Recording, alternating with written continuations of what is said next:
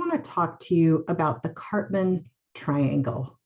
In our dysfunctional relationships, we often step in to mediate what's going on between two people.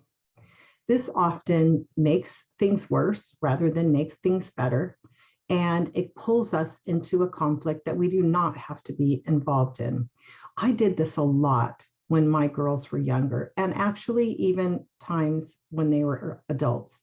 When I felt like my husband wasn't being fair, or that he was being harsh, or he was being unreasonable, or one of the girls was upset, I would often jump in and I would try to convince him to do something different.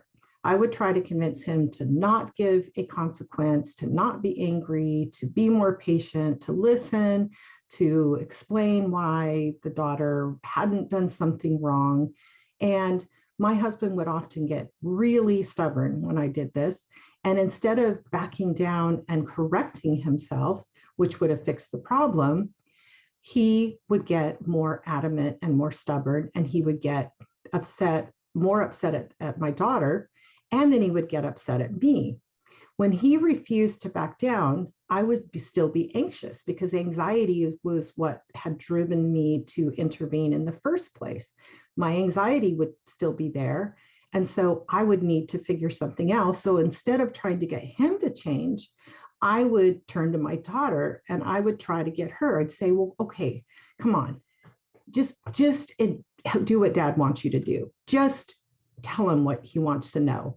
Just tell him you're sorry, or just go fix it. Just be quiet, like let it go. I tried to get her to change what she was doing. And when she didn't do it and got mad at me instead, I would end up with two people mad at me.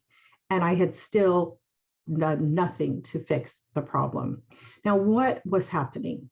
Well, anytime you jump into what we call a dyad, which is a relationship between two people, and form a triad, which is something going on between three people, you label the people and identify them as something.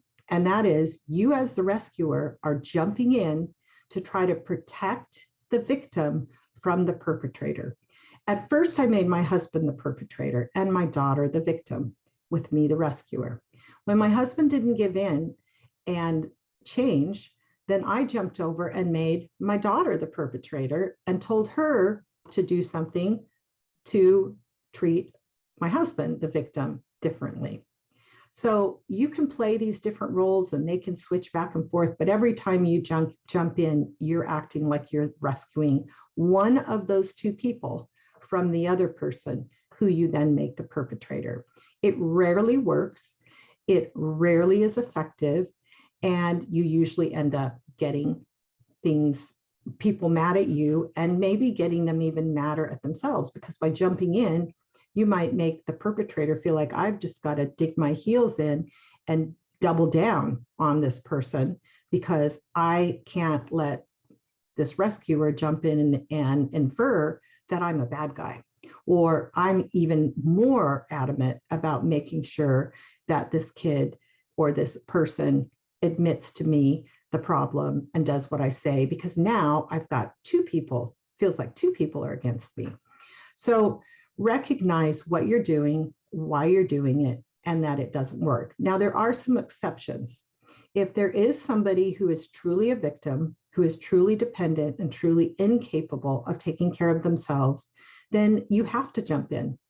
You have to jump in and protect victims, people that are truly victims, children that are completely helpless, that are truly, not just because you disagree with the discipline, but truly being abused or victimized, or somebody who is dependent and incapable of protecting themselves. You would have to do that. But otherwise, it is better to let people work it out among themselves.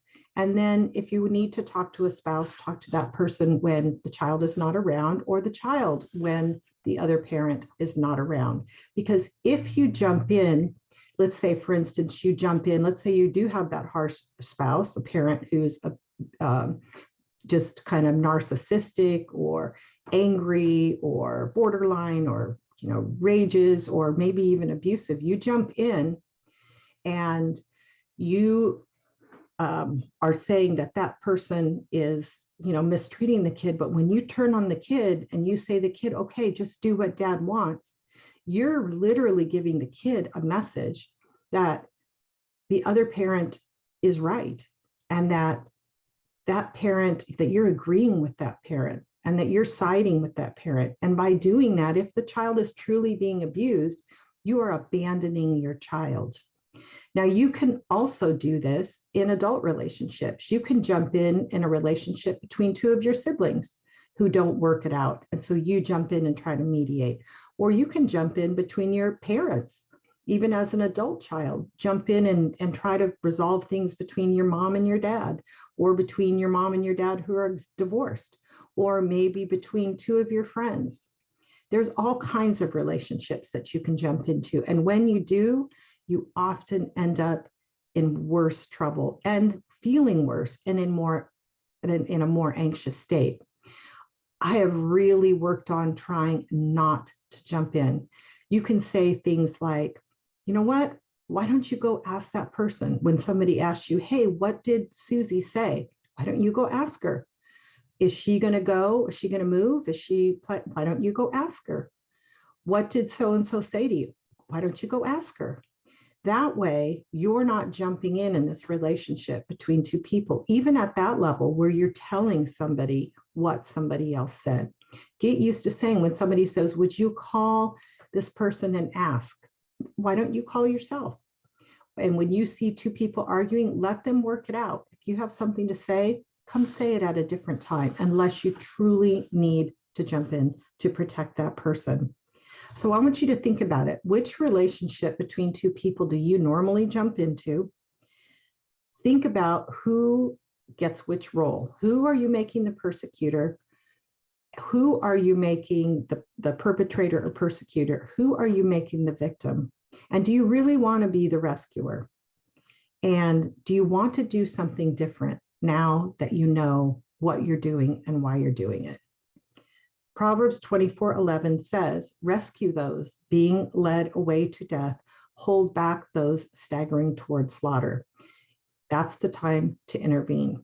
Proverbs 26:17 says, like one who grabs a stray dog by the ear, and if you do that, what's going to happen? You're going to get bit, is someone who rushes into a quarrel not their own. You're going to end up hurt somehow. So think twice before doing it.